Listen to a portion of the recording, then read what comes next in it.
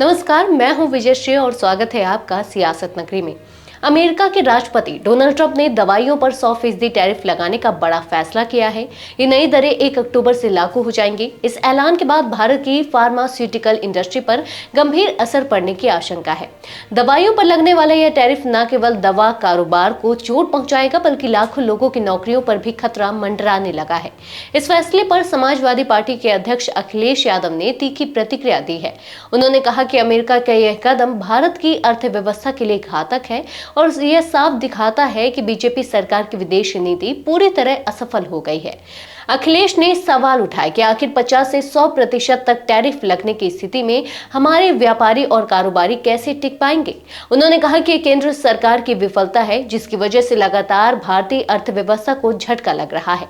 अखिलेश यादव ने उदाहरण देते हुए कहा कि हाल ही में उत्तर प्रदेश में निवेश आकर्षित करने के लिए एक व्यापार मेला आयोजित किया गया, लेकिन ये प्रयास पहले दिन से होने चाहिए थे। सवाल यह है कि इस सरकार ने 9 साल तक क्या किया और कितना सहयोग व्यापारियों को दिया।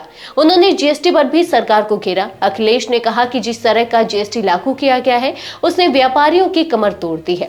एक हाथ से जीएसटी को घटाया जा रहा है तो दूसरी तरफ बढ़ाया जा रहा है। व्यापारी उलझन में है और मुनाफा कम नहीं हो रहा। उन्होंने आरोप लगाया कि सरकार ना तो व्यापारियों को राहत दे पा रही है और ना ही आम जनता को महंगाई से निजात। सपा अध्यक्ष ने कहा कि जब तक कारोबारियों को मुनाफा नहीं मिलेगा, तब तक आम लोगों को सस्ती दवाइयां मिलना संभव नहीं है। उन्होंने जोर देकर कहा कि बीजेपी की विदेश नीति ने भारत को व्यापारिक मोर्चे पर कमजोर किया है और अब इसकी कीमत देश की जनता चुका रही है।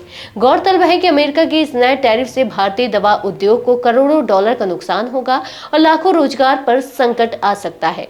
ऐसे में विपक्ष अब लगातार केंद्र सरकार पर हमलावर है और इसे उनकी नाकामी करार दे रहा है।